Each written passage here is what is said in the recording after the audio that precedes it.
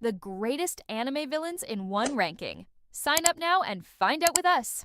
At number 6, we have the Galactic Emperor himself, Frieza from Dragon Ball Z.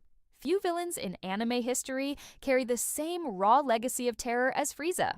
From the very first time we see him, perched casually on his hoverpod, speaking with a tone of absolute arrogance, we understand one thing. This isn't just another enemy. This is someone who looks at entire planets the way most people look at pebbles, something to crush without hesitation. Remember Namek? That battlefield wasn't just a fight between Goku and Frieza. It was the moment the series shifted into true legend. Frieza wasn't just a tyrant, he was the embodiment of oppression. He mocked Vegeta as he killed him. He forced Goku into the most painful choice a warrior could make, whether to break his limits or watch his friends perish. And when he transformed again and again, each new form felt like the walls closing in on the heroes. His cruelty wasn't loud or chaotic. It was cold, precise, and deliberate. That's what made him terrifying. Frieza didn't scream his rage. He whispered it, smirked it, and laughed at the suffering of others. He destroyed Planet Vegeta with a finger, not because he had to, but because he could. And that's the essence of his villainy.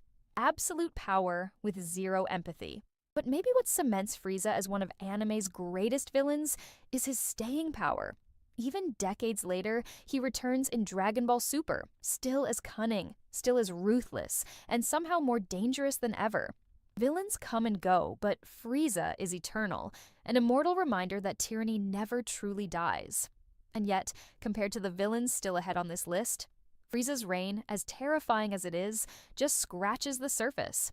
Because next up, we move from the stars of Dragon Ball to the seas of One Piece, where ambition takes a darker, more opportunistic shape. At number 5, we sail into the treacherous waters of One Piece and meet the man who turned betrayal into an art form, Marshall D. Teach, better known as Blackbeard. If Frieza represents cold-blooded tyranny, Blackbeard embodies chaos, ambition, and sheer opportunism. He doesn't conquer planets, he conquers destinies. From the moment he steps into the story, his presence feels unsettling. He laughs too loudly, eats too greedily. And yet, every action is deliberate. Blackbeard doesn't just want power, he wants it all. His rise to infamy begins with betrayal. Killing his own crewmate to seize the yami yami no mi, the dark dark fruit, he immediately marks himself as a villain who values nothing but personal gain. And then comes his masterstroke, handing over Ace to the Marines. That single act set the stage for the Paramount War, one of the bloodiest and most unforgettable moments in One Piece. But Blackbeard isn't just lucky. He's calculating. While others dream of the One Piece, Teach schemes in the shadows, playing the long game. He manipulated the system, infiltrated the Whitebeard pirates, stole the power of the Gura Gura no Mi after Whitebeard's death, and now wields the destructive might of 2 devil fruits. 2, in a world where even one can rewrite the laws of nature. What makes Blackbeard so chilling is his unpredictability. He isn't invincible like Frieza, nor godlike like some of the villains higher on this list. Instead, he's scrappy, greedy, and all too human, traits that make him relatable and terrifying. Because Blackbeard proves that with enough cunning, ruthlessness, and opportunism, even the lowest man can rise to the highest throne. And let's not forget his laugh. That booming, chaotic "zeh-ha-ha-ha-ha" has become one of the most iconic villainous calls in anime. It's not just a laugh, it's a declaration, a signal that chaos is about to begin. But as dangerous as Blackbeard is, the villains ahead take things to another level. Because now, we're leaving behind the oceans and stepping into the ninja world where ambition isn't just about power, it's about rewriting reality itself. At number 4, we enter the shinobi world and face one of anime's most overwhelming forces, Madara Uchiha from Naruto Shippuden. Madara isn't just a villain. He's the nightmare that every ninja clan whispered about, the ghost of an era drenched in blood. Even before his return, his name carried weight. He was the Uchiha who stood shoulder to shoulder with Hashirama Senju, only to become his eternal rival. Their battle at the Valley of the End wasn't just a clash of men, it was a clash of ideologies. And when Madara returns during the Fourth Great Ninja War, that's when fear becomes reality. The moment he steps onto the battlefield, dropping meteors from the sky like toys, the entire Shinobi Alliance realizes they are nothing. Thousands of ninjas united, and yet all their efforts crumble before one man. That's not just power, that's dominance on a mythic scale. But what makes Madara such a terrifying villain isn't just his strength, it's his vision. Unlike Frieza or Blackbeard, Madara doesn't crave chaos for its own sake. He believes he's saving humanity through the infinite Tsukuyomi, an illusion that traps everyone in a dream world. In his mind, this isn't conquest, it's salvation, and that's what makes him so dangerous. He truly believes he's right. He's cold, calculating, and untouchable. Every time you think he's been beaten, he reveals another layer of power. The Rinnegan, the Ten Tails Jinchuriki form, the way he shrugs off entire armies with nothing but confidence. It's almost unfair how unstoppable he is. And yet, Madara isn't pure evil. There's tragedy woven into his story. A man who lost faith in the world, who let bitterness consume him until all he saw was endless conflict. That complexity is why fans both fear him and respect him. He's not just a villain, he's a fallen legend. But, as awe-inspiring as Madara is, the next villain on our list takes manipulation to godlike levels. If Madara is the embodiment of overwhelming might, then this next figure is the embodiment of control, deception, and intelligence.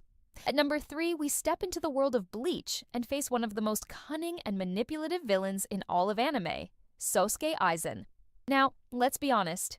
When we first meet Aizen, he doesn't exactly scream terrifying. Soft-spoken, polite, even gentle, he looks more like the friendly teacher you'd trust with your homework. And that's exactly what makes his betrayal so devastating. Because when Aizen reveals his true self, he doesn't just break the hearts of the Soul Society, he shatters the very foundation of trust in the series. His masterstroke, the Kyoka Suigetsu, a Zanpakuto ability so broken, so terrifying, that it makes every other illusion in anime look like child's play. Complete hypnosis, sight, sound, touch, even smell. If Aizen chooses, you can no longer trust your own senses. Think about it. In battle, strategy relies on perception, and Aizen robs you of the most basic weapon you have, reality itself. And the way he orchestrates everything, it's chilling. Every twist, every betrayal, every war in Soul Society, it was all part of his script. He didn't just fight the heroes, he directed their downfall. Even Ichigo, our main protagonist, was nothing more than a pawn in his grand design. That level of foresight, of arrogance, makes Aizen less of a man and more of a god playing with puppets. But Aizen isn't just brains, he's raw power too. After merging with the Hogyoku, he ascends to near-divine form, swatting away captains like flies and reshaping the battlefield with ease. He becomes untouchable, a being that blurs the line between villain and deity. And yet, what's scarier is his composure. No screaming, no theatrics, just calm, calculated dominance. If Madara made armies feel like insects, Aizen made reality itself feel unreliable.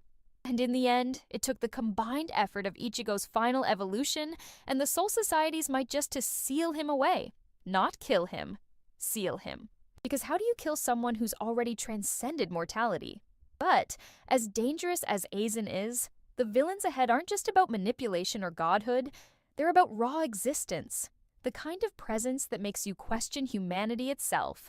At number 2, we enter the deadly world of Hunter x Hunter to meet a villain unlike any other, Meruem, the Chimera Ant King.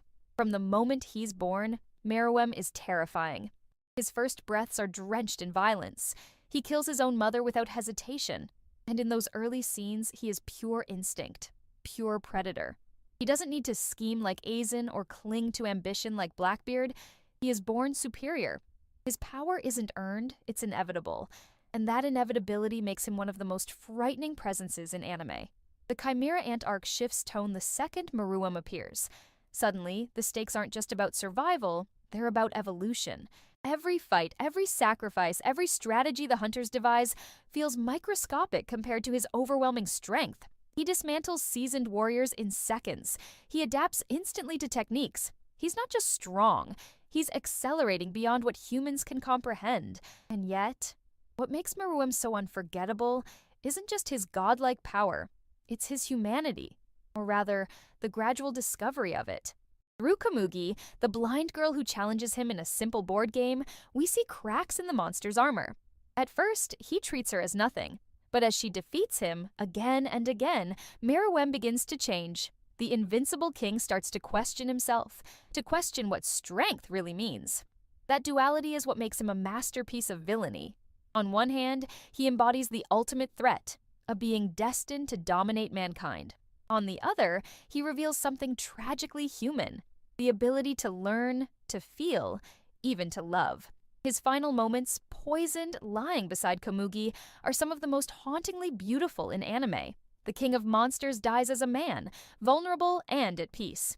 Meruem is proof that the scariest villains aren't just those who can destroy worlds, but those who make us reflect on our own humanity. And if number 2 made you question morality itself, then number 1 will take it to a cosmic level.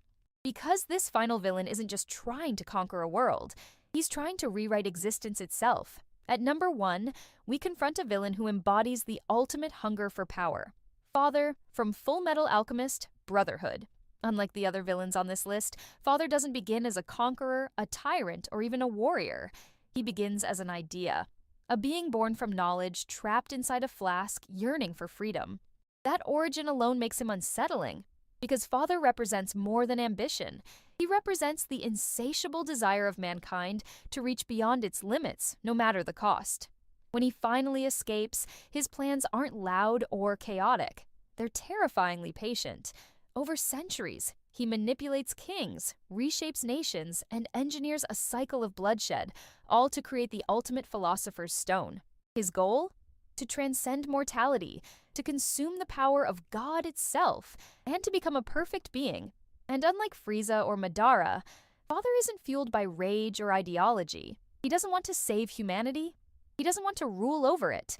He simply wants to outgrow it. In his mind, humans are flawed, fragile, and beneath him. That cold detachment makes him one of the scariest villains in anime, because you can't reason with someone who sees you as dust. When the promised day arrives, his true ambition is revealed. He doesn't just threaten a mistress. He threatens the very order of existence. Absorbing God into himself, he becomes something beyond human comprehension, an entity that bends reality with a gesture. And yet, for all his power, there's a tragic irony, because the more he tries to deny his humanity, the more he exposes it. His arrogance, his emptiness, his inability to accept weakness, those are flaws no God can erase. Father's downfall is poetic. For all his scheming, for all his attempts to play God, he is undone by the very humanity he despised. Edward, powerless without alchemy, defeats him with nothing but resolve, proving that strength isn't about perfection. It's about imperfection, struggle, and growth. That's why Father earns the number 1 spot. He's not just a villain who terrified a world. He's a villain who dared to challenge the concept of existence itself. And in doing so, he showed us that the scariest monsters are often the ones born from human desire. But before we close this list, let's take one last look at the legends we've faced. If you've made it this far, congratulations. You've just revisited the greatest villains who defined generations of anime. Now, we want to hear from you. Who deserves the title of greatest villain of all time? Leave your opinion in the comments and join the Nonagon community. Subscribe and activate the bell. Together, we'll continue exploring the secrets, legends, and darker side of anime. Thanks for watching. You're part of this epic journey. Until next time, and remember, heroes shine. But it's the villains who make the story unforgettable.